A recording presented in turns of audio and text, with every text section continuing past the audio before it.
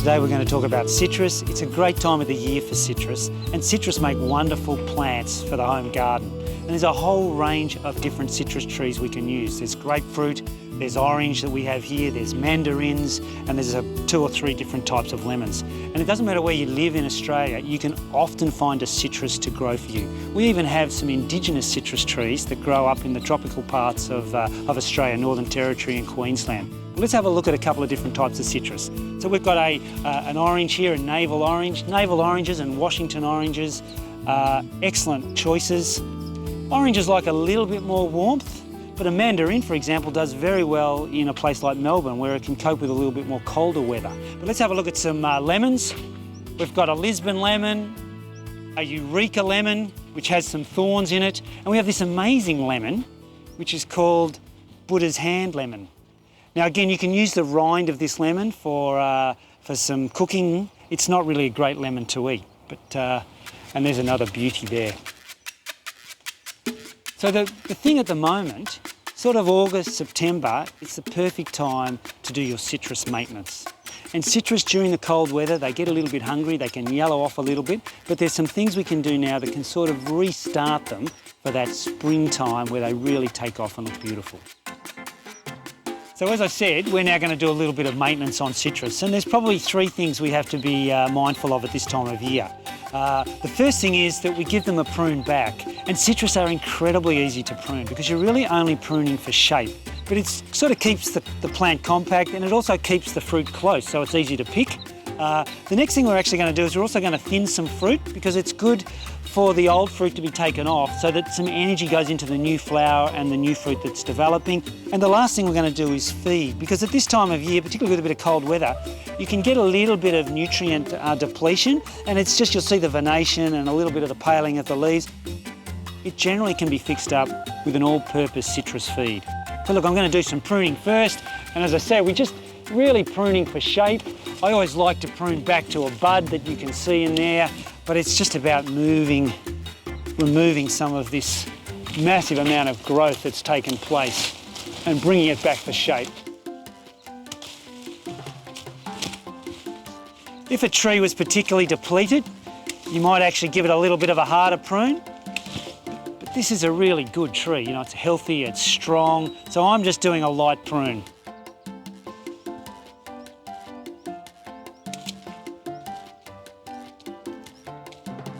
The other thing you can sometimes do at this time of year, which I failed to mention, but sometimes you'll get a little bit of scale on the actual fruit or on the leaves. Now I can't see a lot here. We might find a little bit later, but they're just like little black scales, and sometimes that will bring ants because they actually exude a sweet sap almost, and that you'll get ants, and then you can sometimes get a sooty mould, which is like a darkening, it's like charcoaly colour that you can almost rub off the leaves. Now we don't have a major problem here, but what we'd also do at this time of year is we'd apply a white oil or a dormant oil, which just cleans a lot of that stuff up. Okay, so I've almost finished my prune. The next thing I'm going to do is just remove some of this fruit. Now, I know it seems cruel, but it is just to lighten the load, so we take off some of this old fruit. So it's a matter of going in, doing it, and then coming back and just standing back and just making sure that there's a reasonable amount of balance. I'm always there are some technicalities with fruit pruning, but one of the most important things is that it looks good at the finish because you've got to live with it for quite a while. So I'm always one for aesthetics.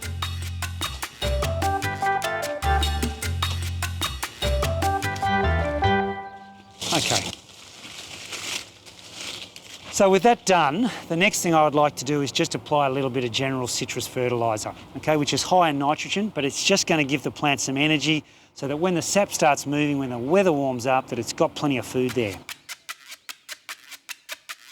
So at this time of year, we like to apply a little bit of fertiliser. Now this is a citrus food, it's high in nitrogen, but it has a whole lot of other goodies in it as well.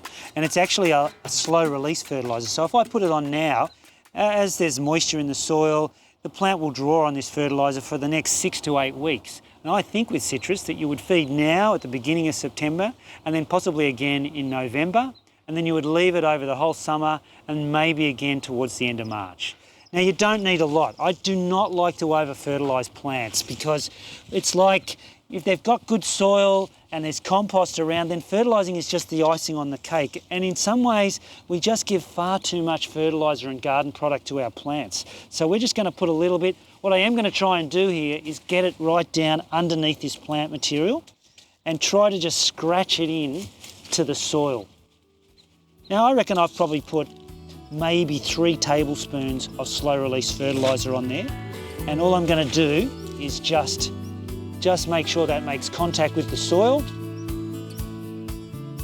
because you can lose a lot of your nitrogen to the atmosphere. So it's really important that you just dig it into that very top layer of the soil. And the last thing you always do with fertilising is you always water it in. And the zones can actually be quite dry.